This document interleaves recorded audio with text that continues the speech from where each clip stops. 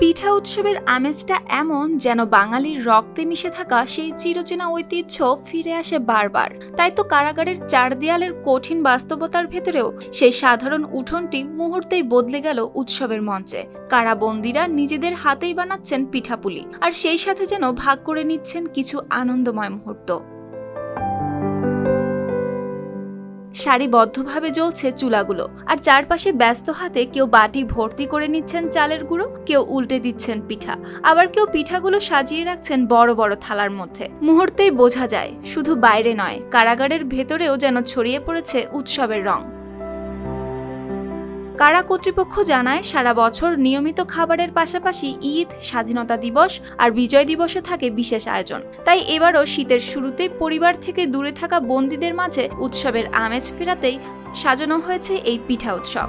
তাই সকালে ৪৮ জন নারী সহ মোট ১১৫০ জন বন্দীকে দেয়া হয় ভাপা পিঠা। বিকেলে পরিবেশন করা হয় খেজুর গুড়ের পায়েস, যা বন্দীদের মনে এনে দেয় বাড়ির মতো অনুভূতি। বন্দীদের নিয়মিত খাবারের পাশাপাশি সকালে ভাপা পিঠার আয়োজন করা হয়েছে, যেটি বন্দীরা নিজেরাই তৈরি করছেন এবং একটি উৎসবমুখর পরিবেশে এটি তারা গ্রহণ করছেন। এছাড়া দুপুরে বন্দীদের নিয়মিত খাবার রয়েছে, সেটি পাবেন। আর বিকালে এই নিয়মিত খাবারের পাশাপাশি বাড়তি হিসাবে খেজুর গুড়ের পায়েস দেওয়া হবে। রাতে তাদের নির্ধারিত খাবার পাবেন। তবে কারাগার শুধু শাস্তির নয়, সংশোধনেরও জায়গা। তাই বন্দীদের আনন্দ দিতে এমন উৎসব ভবিষ্যতেও আয়োজন করা হবে বলে জানান জেলা কারাগারের প্রধান কর্মকর্তা।